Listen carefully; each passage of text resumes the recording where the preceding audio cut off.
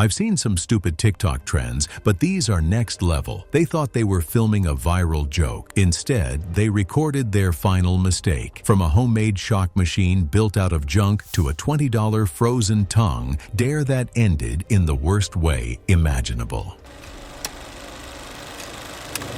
It was September 14th, 2022, and the air in that Toledo, Ohio garage was thick enough to chew on. The stifling humidity clung to every surface, making the cramped, sweltering space feel like an oven. The oppressive heat alone would have made me want to just go home. Standing in the middle of the garage was 23-year-old Brennick Alder Solvin. He worked as a warehouse picker, spending long shifts loading trucks and moving heavy inventory. Outside of work, he enjoyed building homemade electrical projects and posting them on TikTok, where short videos of bright purple sparks had earned him a small but growing following. According to the report I gathered, Brennick preferred figuring things out on his own and often relied on trial and error rather than formal training. As more people watched his videos, he started taking on bigger and more ambitious projects. Even when viewers pointed out possible safety risks, he usually believed he had everything under control because his earlier experiments had gone without serious problems. And that kind of overconfidence is exactly how people end up in the emergency room. Thinking you're invincible just because you haven't failed yet is a dangerous game to play. That night, it was pure, unadulterated ego. After one of his TikTok videos started getting attention, someone in the comments dared to call his sparks fake, and Brennick couldn't let that slide. So, he cobbled together this nightmare of a device using parts stripped from a microwave, all held together with nothing but hope and some duct tape on a piece of plywood.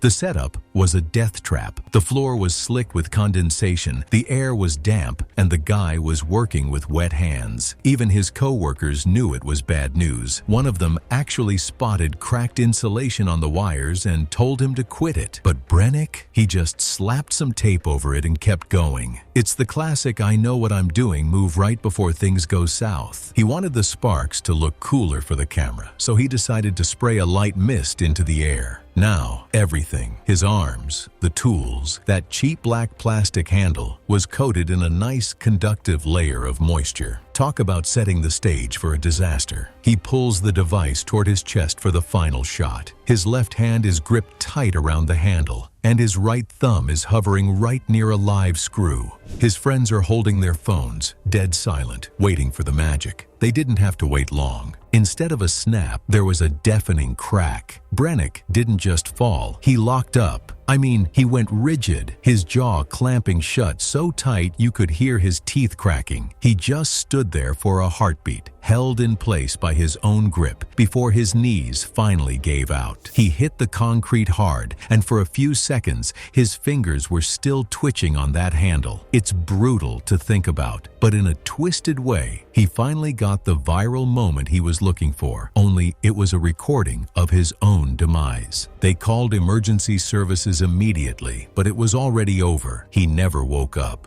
The autopsy said his heart basically just forgot how to beat. It couldn't handle the surge and started quivering instead of pumping. The police called it an accident, obviously. A month later, his warehouse actually had to bring in a safety instructor because it turned out a bunch of his co-workers were trying to copy his cool projects. It's wild. The guy managed to make his warehouse less safe even after he was gone. He wanted to be a legend, and I guess he succeeded. Just not in the way he planned. He definitely proved his sparks were real, but it cost him everything just to win an argument with a stranger on the internet. Was it worth it? Probably not. But hey, at least the video was high def. The next story is even harder to understand because it wasn't about proving anyone wrong. It was about creating the perfect look for a video, and one everyday household tool turned that idea into a tragedy.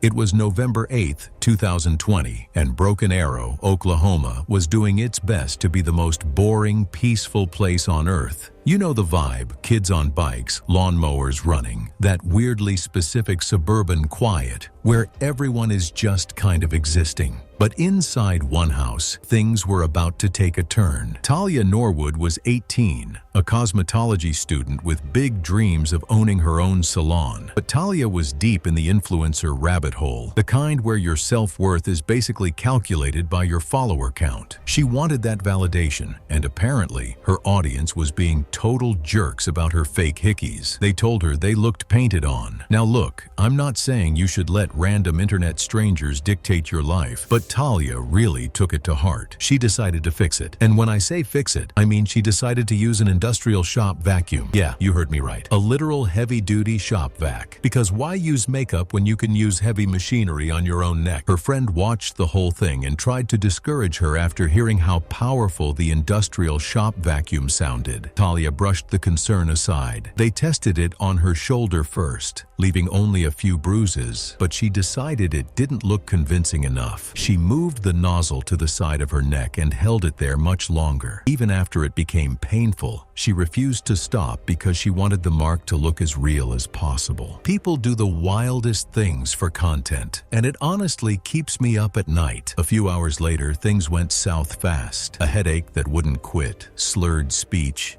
the classic signs of a stroke that her parents initially just wrote off as a screen-induced migraine. I can't imagine that terror watching your kid go from filming a silly video to collapsing on the kitchen floor. When she hit the ground, the internet clout stopped mattering real quick. Paramedics arrived, but the damage was already done. That suction was so intense it literally tore the lining of her carotid artery.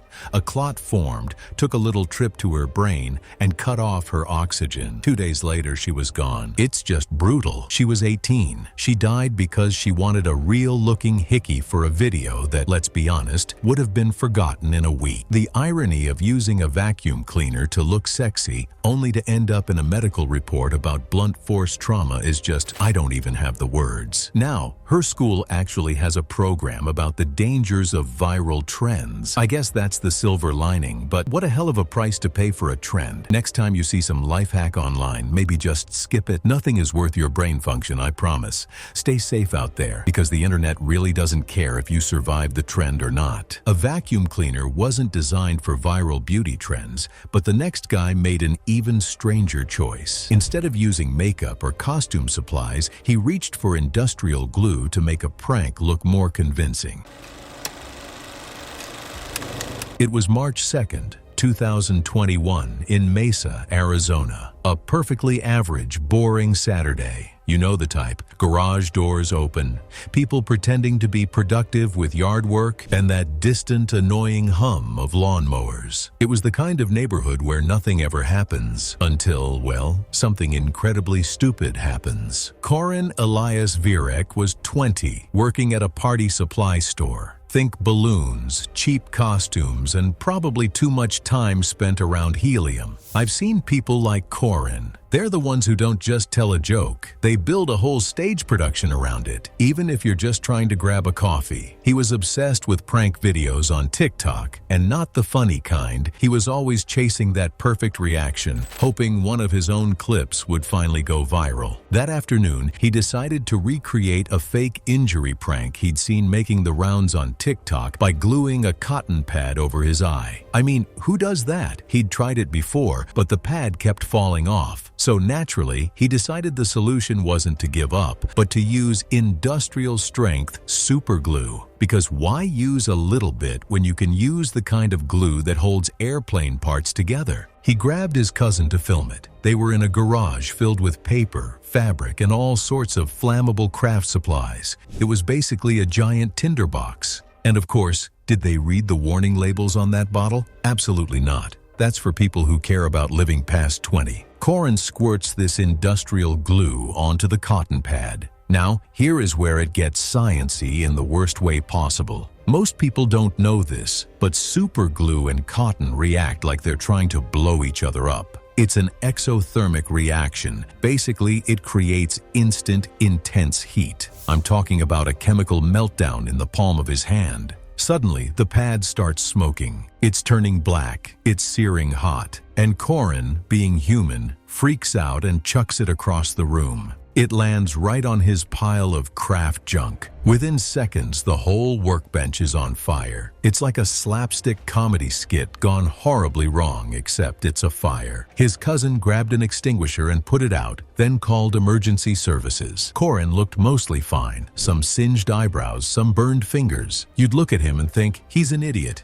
but he's okay. But that's the dark irony of it all. He wasn't breathing right. He was coughing up black gunk, and the hot, toxic smoke had already caused severe damage to his airways and lungs. He didn't die from the fire. He died because he inhaled that toxic, superheated chemical smoke. The intense heat and chemical fumes caused severe smoke inhalation, triggering swelling throughout his airway and lungs until he could no longer get enough oxygen. Just like that. Gone because of a prank that wasn't even going to be funny. The fire department eventually used his story as a "don't be an idiot" warning in safety classes. It's a pretty grim legacy, honestly. You have to wonder what he was thinking in those last few seconds before the panic set in. I guess the lesson here is that if a bottle of glue has a warning label the size of a novel, maybe, just maybe, you should read the instructions before you decide to glue your face together. Stay safe out there, people. Life is way too short to end it because of a cotton ball and some bad chemistry. Seriously, don't play with chemicals. Believe me, it's not worth the clicks or the giggles. Corin learned that ordinary products can become deadly when they're used the wrong way. The next case follows the same pattern, except this time someone transformed a simple office chair into something it was never meant to be. It was July 26, 2019, and the office in Kansas City had already settled into that quiet Friday afternoon routine. Most employees had gone home, leaving only a small crew finishing up before the weekend. The fluorescent lights hummed overhead, the air conditioner ran steadily, and the halls were unusually calm. But 25-year-old Joran Elias Brandt wasn't ready to call it a day. I've always said that IT people are either geniuses or absolute chaos agents. Joran leaned hard into the chaos. He was the office tech wizard, but his real passion was recreating viral TikTok trends. You know the type. He'd do anything for a laugh or a like. To him, a joke wasn't a joke unless you took it way too far. Moving right along to the break room area. Some of his co-workers were messing around after watching office chairs spin videos that had been circulating on TikTok. They started teasing him about how fast his office chair could actually spin.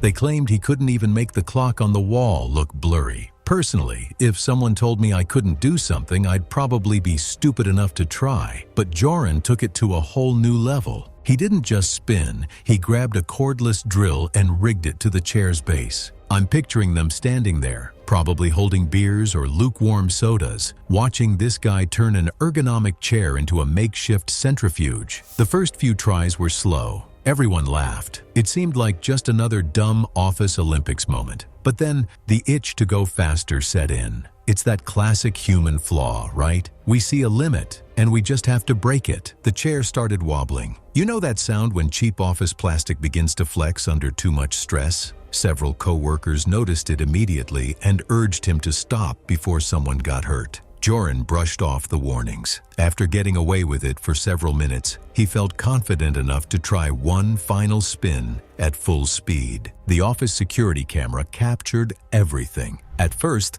the chair spun exactly as it had during the earlier attempts. Then, one of the wheels caught the small lip where the floor mat met the concrete. The chair stopped almost instantly, but Joran's body didn't. The sudden stop pitched him violently forward, throwing him out of the chair. He crashed headfirst onto the hard concrete floor before skidding several feet across the office. The room went completely quiet. His co-workers rushed over within seconds and immediately called emergency services, while another employee grabbed the office first aid kit. Paramedics arrived within minutes and began emergency treatment, but the impact had caused devastating blunt force injuries. Despite their efforts, he could not be saved. The medical examiner basically confirmed what everyone feared. He died because he pushed a piece of furniture meant for sitting into a role it was never designed for. No equipment malfunction, no massive explosion. The company naturally banned all social media challenges after that. They even started using his story in safety training. It's a pretty grim way to get your name into the company handbook, isn't it? I guess the lesson here is simple. If you have an urge to turn your desk chair into a rocket ship, just don't. Sometimes,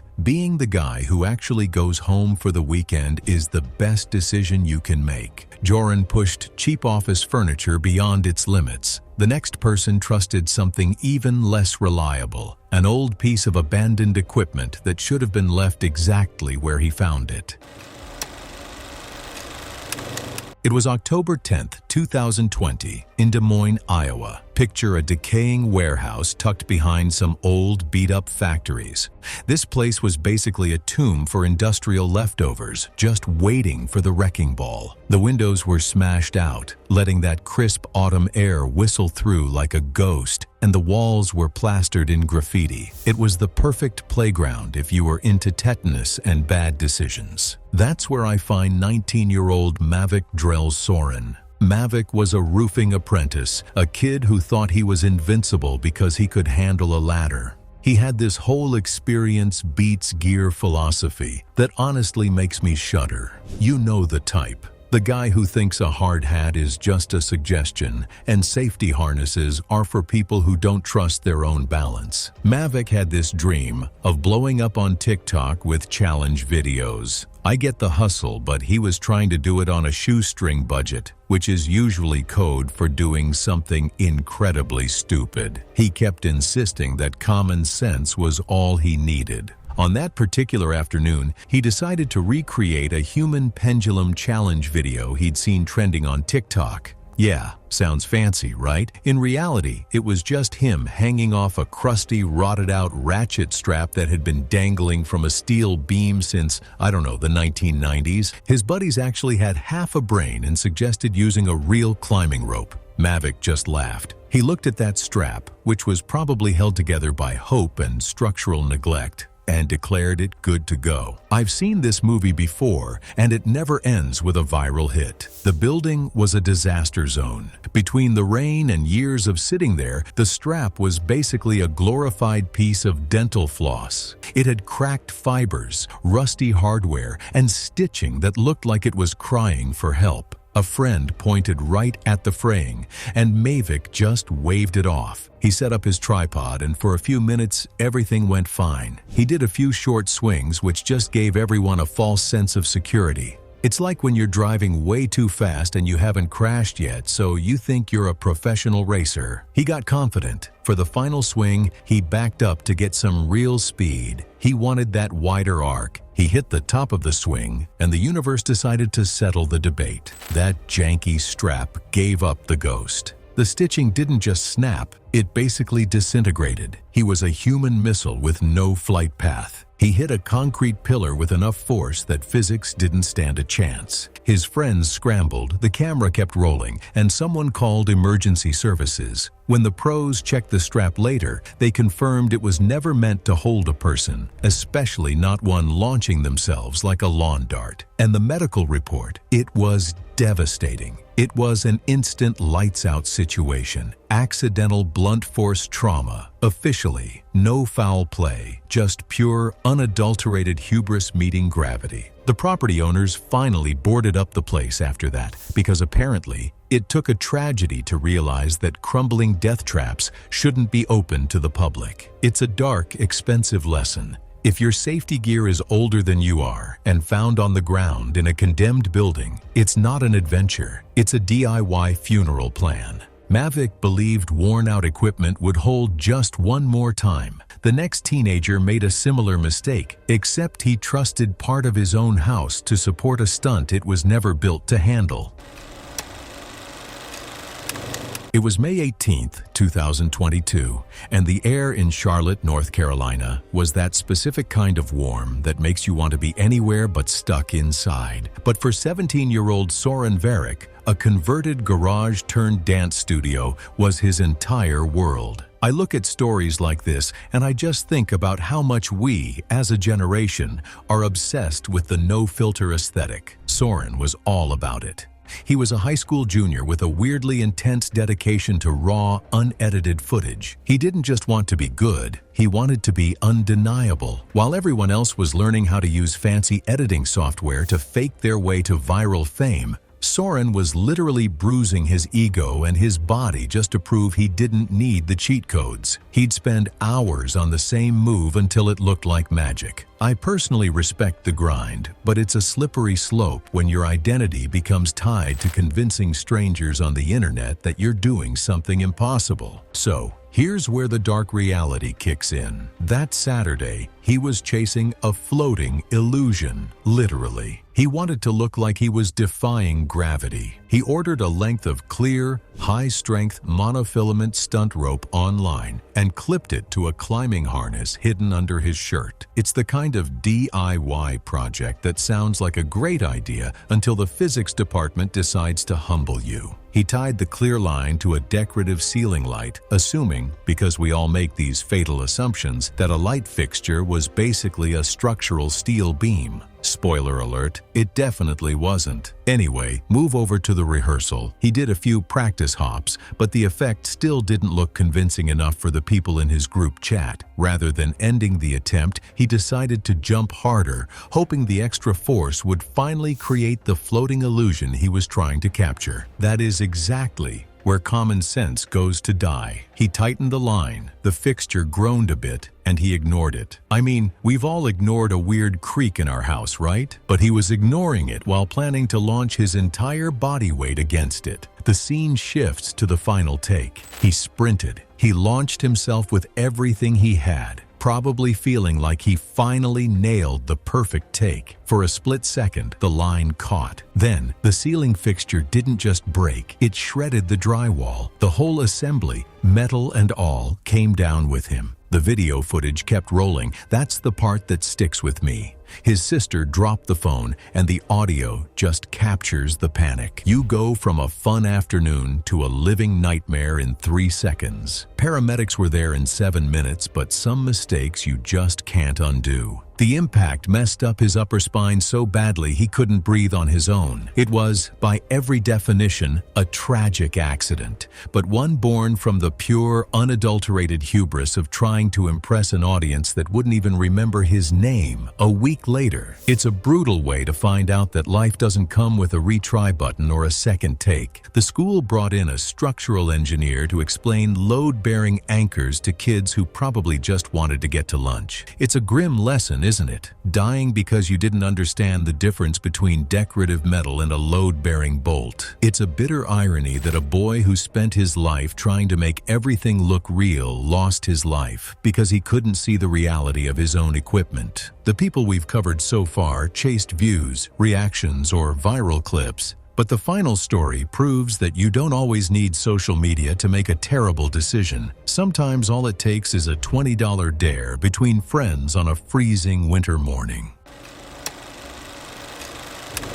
It was January 11th, 2020, in Duluth, Minnesota. Imagine it's so cold outside that the air actually hurts your face. That was the reality at the waterfront park that morning. Most sane people were inside with a hot coffee, but a group of guys from a local sporting goods store decided that was the perfect time to hang out by the freezing harbor. One of them was 22-year-old Kalen James Norvik. Earlier that week, he and his friends had been laughing over frozen tongue challenge clips that were circulating on TikTok. He was the type who couldn't back down from a dare even if his life depended on it. And, well, spoiler alert, it eventually did. He was saving up for trade school to become an HVAC technician, which sounds responsible, but he had this habit of thinking he was invincible. You know the type. They see a stupid challenge on social media and think, yeah, I can do that better. So, they're standing there, and the wind is whipping off the water.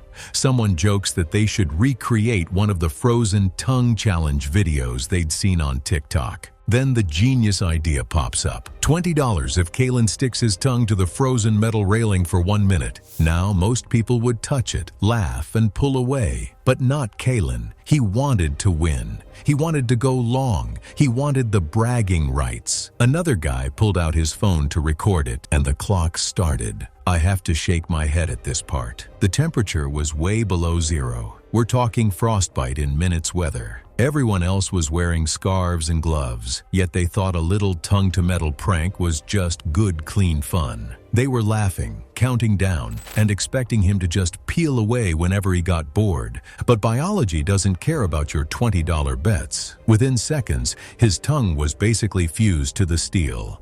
The laughter died real fast when he couldn't pull away. Panic is a hell of a thing. Instead of staying calm while someone ran to get warm water, Kalen panicked. He started jerking his head back, pulling with everything he had. If you've ever had a bad paper cut, you know it stings. Now, imagine ripping skin off your own tongue because you're attached to a freezing railing. The damage was immediate. He started bleeding, the swelling kicked in, and things went south in a hurry. A passerby finally realized these guys weren't joking and called 911, but the damage was already done. When paramedics arrived, they carefully freed him from the frozen railing before rushing him to the hospital. The tongue injury itself wasn't what killed him. During the struggle, he had inhaled a large amount of blood into his lungs while gasping and choking. Over the next 2 days, despite surgery and intensive care, he developed severe aspiration pneumonia that triggered overwhelming respiratory failure. Doctors did everything they could,